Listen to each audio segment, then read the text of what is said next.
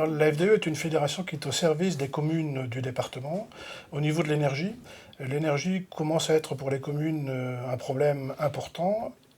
Elle est en hausse constante en termes de tarifs.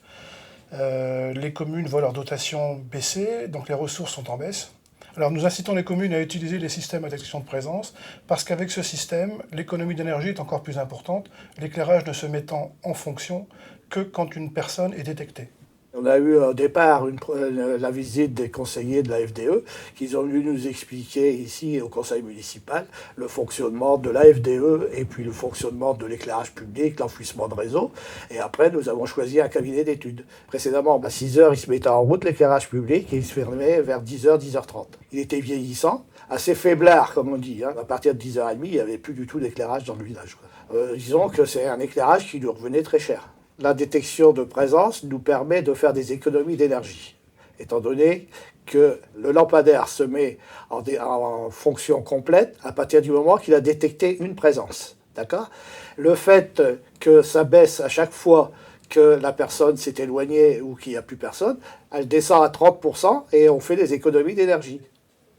Même en étant ouvert toute la nuit comme ça, l'éclairage public, nous allons faire des économies à peu près de 23 à 25%. Hein, et si on avait laissé les mêmes horaires que précédemment pour l'éclairage public, on aurait fait une économie de 50%. Je dirais même aussi que la détection, pour la sécurité des personnes et tout le c'est vachement important. Moi, je trouve que dans notre commune, il est important que les gens soient bien éclairés quand ils reviennent la nuit chez eux ou quand ils se baladent dans le village, quoi. Non, une commune ne peut pas faire ça sans être accompagnée par une fédération d'énergie. On amène la technicité et du financement pour aider les communes à résorber ces éclairages vétustes et pour enterrer les réseaux. Parce qu'un réseau enterré est un réseau où il y a beaucoup moins de panne qu'un réseau soumis aux aléas climatiques. Pour le remplacement des éclairages vétustes, le financement est fonction du nombre de lanternes remplacées, du nombre de poteaux et de l'économie d'énergie réalisée.